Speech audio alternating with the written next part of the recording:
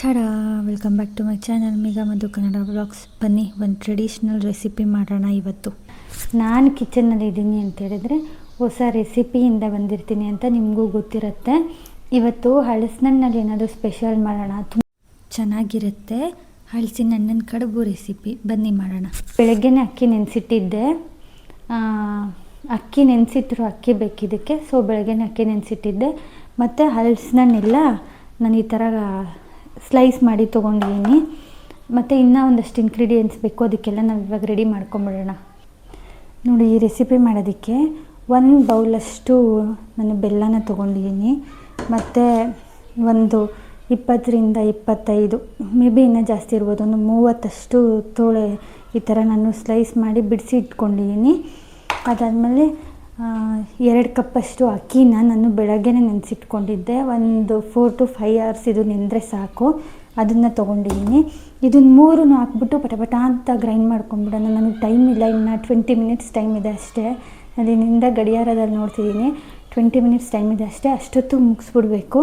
ನನ್ನ ಟ್ಯೂಷನ್ ಮಕ್ಕಳು ಬರ್ತಾರೆ, ಸೊ 20 minutesಲ್ಲಿ ಇದನ್ನೆಲ್ಲ ರೆಡಿ ಮಾಡಿ ಇಟ್ಬಿಡೋಣ ಅಂತ ಇದ್ದೀನಿ. ನೋಡಿ, ನಾನು ಗ್ರೈಂಡರ್ ತೊಗೊಂಬಂದೆ.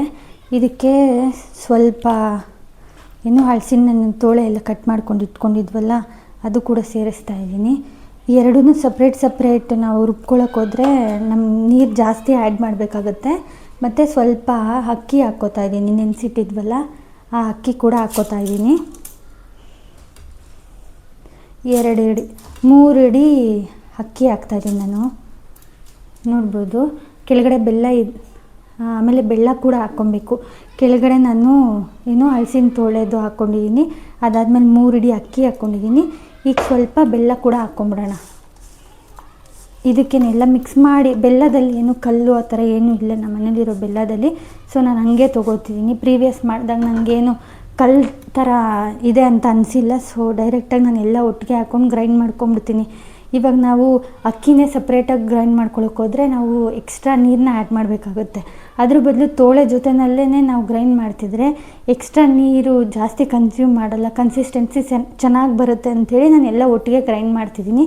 ನೀವು ಹಿಂಗೆ ಮಾಡಿಕೊಂಡ್ರೆ ಬೆಟರ್ ಅನಿಸುತ್ತೆ.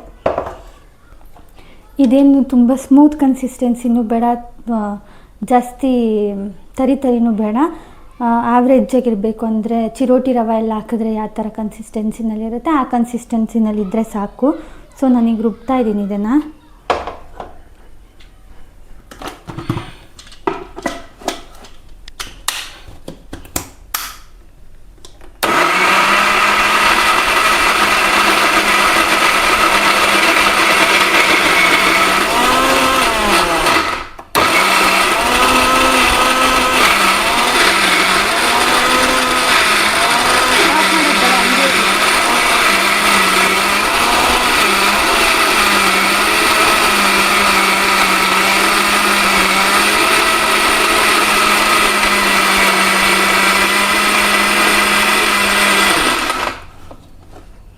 ನಾನೀಗ ಗ್ರೈಂಡ್ ಮಾಡ್ಕೊಂಡಿದ್ದೀನಿ. ನೋಡೋಣ ಕನ್ಸಿಸ್ಟೆನ್ಸಿ ಹೆಂಗಿರುತ್ತೆ ಇದರಲ್ಲಿ ಅಂತ. ಪರ್ಫೆಕ್ಟ್ ಕನ್ಸಿಸ್ಟೆನ್ಸಿ ಬಂದಿದೆ. ಸೇಮ್ ಚಿರೋಟಿ ರವೆ ಕನ್ಸಿಸ್ಟೆನ್ಸಿನೇ ಇದೆ. ನಾನು ಹೇಳ್ದಂಗೆ ನಾವೇನಾದರೂ ಇನ್ ಕೇಸ್ ನೀರು ಹಾಕ್ಕೊಂಡು ಅಕ್ಕಿನ ಸಪ್ರೇಟು ಇದನ್ನು ಸಪ್ರೇಟ್ ರುಬ್ಬಿದ್ರೆ ತುಂಬ ತೆಳು ಆಗಿಬಿಡುತ್ತೆ. ಆ ಥರ ರುಬ್ಬಕ್ಕೆ ಹೋಗ್ಬಿಟ್ಟು ಲಾಸ್ಟ್ ಟೈಮ್ ಮಾಡಿದಾಗ ನಾನು ಸೇಮ್ ಮಿಸ್ಟೇಕ್ ಮಾಡಿ ಮತ್ತೆ ಚಿರೋಟಿ ರವೆ ಆ್ಯಡ್ ಮಾಡಿ ಏನೋ ಮಾಡಿದ್ದೆ ನಾನು. ಬಟ್ ಈ ಥರ ಮಾಡಿದ್ರೇ ಬೆಟರ್ ಅನಿಸುತ್ತೆ. ಈ ಥರ ಮಾಡಿದ್ರೆ ಕನ್ಸಿಸ್ಟೆನ್ಸಿ ಕರೆಕ್ಟಾಗಿರುತ್ತೆ. ಈ ಥರನೇ ಮಾಡ್ಕೊಳ್ಳಿ ನೀವು ಕೂಡ. 1 ರೌಂಡ್ ಆಲ್ರೆಡಿ ನಾನು ರುಬ್ಬಿ ಇಟ್ಕೊಂಡಿದ್ದೀನಿ. ಇನ್ನೊಂದು ಜಾರ್ ಇದೆ ಅಷ್ಟೇ, ಇದನ್ನು ರುಬ್ಬಿ ತೊಗೊಳ್ಳೋಣ.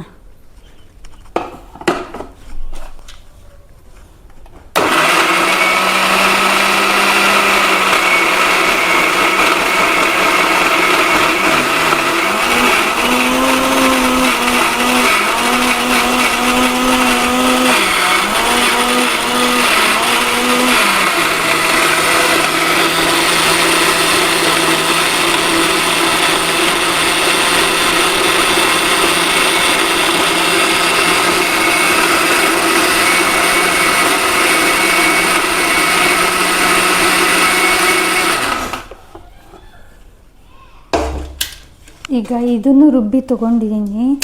ಇದನ್ನು ಮಾಡೋದಕ್ಕೆ ಮೇಯ್ನಾಗಿರೋ ಒಂದು ಟಿಪ್ ಏನು ಅಂದರೆ, ಜಾಸ್ತಿ ಅಕ್ಕಿ ರುಬ್ಬೋದಕ್ಕೂ ನಾವು ನೀರು ಆ್ಯಡ್ ಮಾಡಬೇಕು.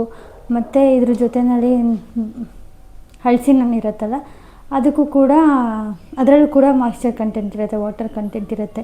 ಈ ಥರ ಸಪ್ರೇಟಾಗಿ ರುಬ್ಬಿದ್ರೆ ನಾವು ತುಂಬ ಅಂದರೆ ತುಂಬ ತೆಳ್ಳು ಕನ್ಸಿಸ್ಟೆನ್ಸಿ ಆಗಿಬಿಡುತ್ತೆ. ಅದ್ರ ಬದಲು ಈ ಐಡಿಯಾನ ಯೂಸ್ ಮಾಡ್ಬೋದು.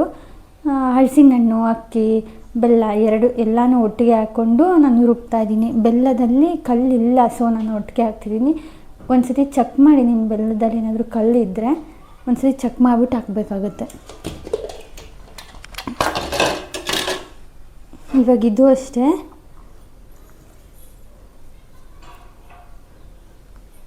ನೋಡ್ಬೋದು ನೀವು, ಪರ್ಫೆಕ್ಟ್ ಕನ್ಸಿಸ್ಟೆನ್ಸಿ. ಇಡ್ಲಿ ಕನ್ಸಿಸ್ಟೆನ್ಸಿ ಹೆಂಗಿರುತ್ತೋ ಆ ಕನ್ಸಿಸ್ಟೆನ್ಸಿನಲ್ಲಿ ನಾವು ರುಬ್ಕೋಬೇಕು. ಇದು ಪರ್ಫೆಕ್ಟಾಗಿದೆ ಕನ್ಸಿಸ್ಟೆನ್ಸಿ. ಇವಾಗ 4 ಬಾಳೆ ಎಲೆ ತಂದಿದ್ದೀನಿ ಈ ಥರ, ಓಕೆನಾ. ಈ ಬಾಳೆ ಎಲೆನ ನಾವು ಸ್ಟವ್ ಆನ್ ಮಾಡಿಕೊಂಡು ಸ್ವಲ್ಪ ಹೀಟ್ ಮಾಡ್ಕೋಬೇಕು.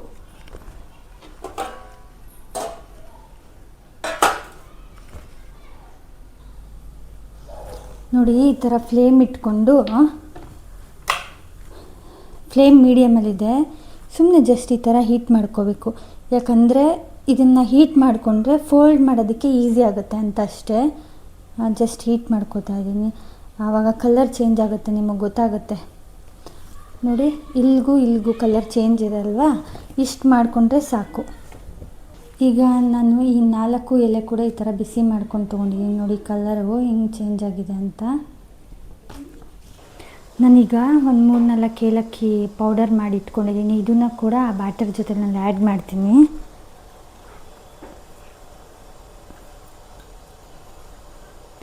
ಈಗ ಎಲ್ಲ ಮಿಕ್ಸ್ ಮಾಡ್ಕೊಂಬಿಡೋಣ ನಾವು. ಇವಾಗ ಬೆಲ್ಲ ಒಂದರಲ್ಲಿ ಜಾಸ್ತಿ ಇರುತ್ತೆ, ಒಂದು ಬ್ಯಾಚಲ್ಲಿ ಕಮ್ಮಿ ಇರುತ್ತೆ, ಅದಕ್ಕೆ ಸೊ ಎಲ್ಲ ಮಿಕ್ಸ್ ಮಾಡ್ಕೊಂಬಿಡೋಣ. ನಾನು ಇವಾಗ ಏಲಕ್ಕಿ ಕೂಡ ಆ್ಯಡ್ ಮಾಡಿದ್ದೀನಲ್ಲ, ಸೊ ನೀಟಾಗಿ ಮಿಕ್ಸ್ ಮಾಡ್ಕೊಂಬಿಡೋಣ.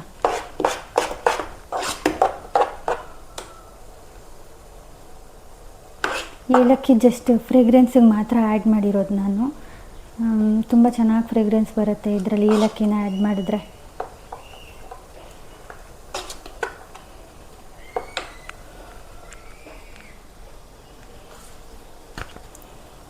ಈಗ ಈ ಬ್ಯಾಟರ್ ನೀಟಾಗಿ ರೆಡಿ ಆಗಿದೆ. ಏನು ಬ್ಯಾಟರ್ ರೆಡಿ ಆಗಿದೆ ಅದನ್ನು ಈ ಥರ ಎಲೆ ಮೇಲೆ ಸ್ಪ್ರೆಡ್ ಮಾಡಿಕೊಂಡು ಹರಡ್ಕೊಂಡು ನಾವು ಹಾಕ್ಕೋಬೇಕು. ಈ ಥರ ನೋಡಿ ನಾನು ಹಿಂಗೆ ಹಾಕ್ಕೋತಿದ್ದೀನಿ ಅಂತ.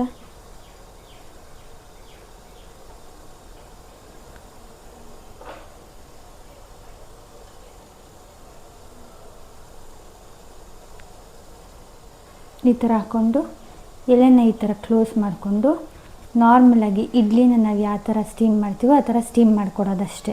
ಒಂದು 20 ಮಿನಿಟ್ಸ್ ಸ್ಟೀಮ್ ಮಾಡಬೇಕಾಗತ್ತೆ. ನಾನು ಆಲ್ರೆಡಿ ಇಲ್ಲಿ ಇಡ್ಲಿ ಕುಕ್ಕರ್ ಇಟ್ಟಿದ್ದೀನಿ, ಒಂದೇ ಪ್ಲೇಟ್ ಮಾತ್ರ ಇಟ್ಟಿದ್ದೀನಿ. ಅದರಲ್ಲಿ ಎಲ್ಲ ಈ ಥರ ರೆಡಿ ಮಾಡಿಕೊಂಡು ಅದರೊಳಗಡೆ ಶಿಫ್ಟ್ ಮಾಡ್ತಾ ಹೋಗೋಣ. ಅದು ಒಂದು 20 ಮಿನಿಟ್ಸ್ ಬಾಯ್ಲ್ ಆದಮೇಲೆ ಈ ರೆಸಿಪಿ ರೆಡಿ ಆಗುತ್ತೆ. ನಾನು ಮಿಕ್ಕಿದೆಲ್ಲನೂ ಇದೇ ಥರ ರೆಡಿ ಮಾಡ್ಕೊಂಡ್ಬಿಡ್ತೀನಿ. ನೋಡಿ, ನಾನು ಈ ಥರ ಎಲ್ಲ ನೀಟಾಗಿ ಅಸೆಂಬಲ್ ಮಾಡ್ಕೊಂಡಿದ್ದೀನಿ. ಬರೀ ಸಿಂಗಲ್ ಪ್ಲೇಟ್ ಹಾಕಿದ್ದೀನಿ ಅಷ್ಟೇ. ಈ ಥರ ನೀಟಾಗಿ ಅಸೆಂಬಲ್ ಮಾಡ್ಕೊಂಡಿದ್ದೀನಿ ಎಲ್ಲನೂ. ಈಗ ಒಂದು 20 ಮಿನಿಟ್ಸ್ ಇದನ್ನು ಸ್ಟೀಮ್ ಮಾಡೋಣ. ಲಿಡ್ ಕ್ಲೋಸ್ ಮಾಡಬೇಕು. ಆ್ಯಕ್ಚುಲಿ ಲಿಡ್ ಕ್ಲೋಸ್ ಮಾಡದೆ ಸ್ಟೀಮ್ ಮಾಡಬಾರ್ದು. ಲಿಡ್ ಕ್ಲೋಸ್ ಮಾಡಿ 20 ಮಿನಿಟ್ಸ್ ನಾನು ಸ್ಟೀಮ್ ಮಾಡ್ತೀನಿ. ಇವಾಗ ಇದು 20 ಮಿನಿಟ್ಸ್ ಆಯಿತು. ಪರ್ಫೆಕ್ಟಾಗಿ ಬಂದಿದೆ. ಇದು ಟೇಸ್ಟ್ ಮಾಡೋಣ ಹೆಂಗಿದೆ ಅಂತ.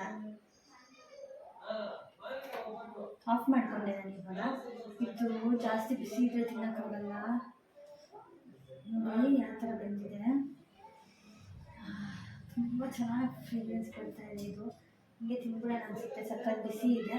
ಸ್ವಲ್ಪ ನೀವು ನೋಡ್ಬೋದು ಇಲ್ಲಿ ಈ ಥರ ಬೆಂದಿದೆ. ನಾವು ಇಡ್ಲಿ ಬೆಂದಿದೆಯೋ ಇಲ್ಲೋ ಅಂತ ಹೆಂಗೆ ಚೆಕ್ ಮಾಡ್ತೀವೋ ಸೇಮ್ ಹಾಗೆ ಚೆಕ್ ಮಾಡೋದು. ಇದನ್ನು ಸ್ಪೂನ್ ತೊಗೊಂಡು ನಾವು ಪ್ರೆಸ್ ಮಾಡಿ ಹೋದರೆ ನಮಗೆ ಗೊತ್ತಾಗುತ್ತೆ ಬೆಂದಿದೆಯೋ ಇಲ್ಲೋ ಅಂತ.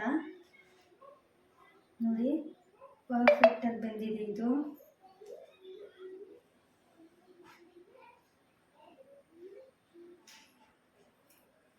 ಸಖತ್ತಾಗಿದೆ. ಹಾಗೆ ತುಪ್ಪ ಹಾಕೊಂಡು ನೋಡೋಣ, ಇನ್ನೂ ಚೆನ್ನಾಗಿರುತ್ತೆ. ಈಗ ತುಪ್ಪ ಹಾಕ್ತಾಯಿದ್ದೀನಿ ಇದಕ್ಕೆ. ಟೇಸ್ಟ್ ಮಾಡೋಣ ಹೆಂಗಿದೆ ಅಂತ.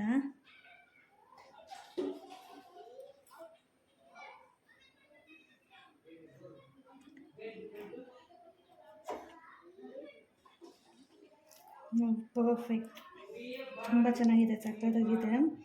Must try recipe.